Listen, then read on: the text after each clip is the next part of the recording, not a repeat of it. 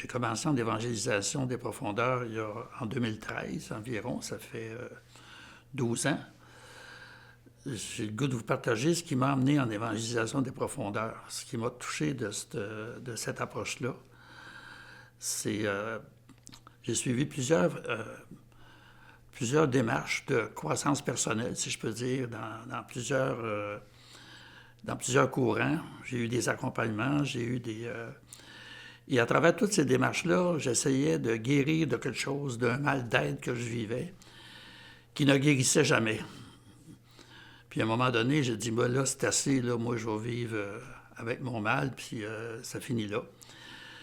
Puis c'est là qu'on m'a présenté l'évangélisation des profondeurs. Mon premier réflexe, c'était de dire, bon, un autre patente pour essayer de me convaincre de quelque chose. Alors, on m'a offert de dire, essaye au moins de lire le premier livre pour te donner une idée. Alors, je m'étais donné 3 mois pour lire le premier livre. Je me disais, un livre religieux, on prend le temps pour lire ça. Mais au bout de 3 semaines, j'avais passé à travers le livre parce qu'il m'avait rejoint beaucoup.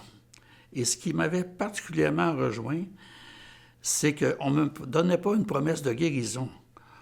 On me donnait une promesse que Dieu était présent dans mon mal-d'être, qu'il m'aimait dans mon mal-d'être, qui était là pour m'accompagner dans ce mal-d'être-là, et qu'à travers ça, avec sa présence, puis si on développe aussi le souffle de l'esprit, je pouvais dépasser ce mal-d'être-là. Mais d'abord, j'étais aimé comme j'étais, et je n'avais pas à essayer de prouver quelque chose pour être aimé. Alors ça m'a amené vraiment à m'intéresser à l'évangélisation des profondeurs. Puis c'est là que je me suis impliqué dans des sessions, puis après ça, des groupes de lecture. Pour devenir un petit peu plus tard animateur moi-même de groupes de lecture, puis plus récemment accompagnateur.